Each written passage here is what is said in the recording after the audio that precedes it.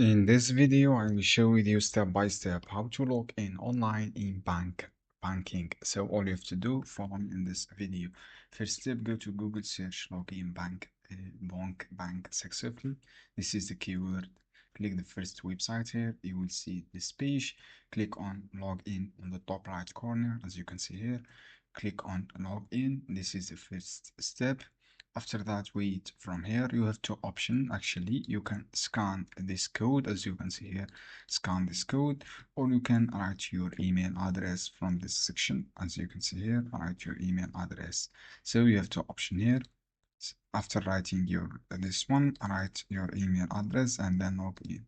You can download this app on App Store or Play Store. This is app. You can download this app. When you download this app and set up your app, click install, log in with your own information here. This is how you can do basically. I hope this guide helpful for you. Don't forget, give like, give share this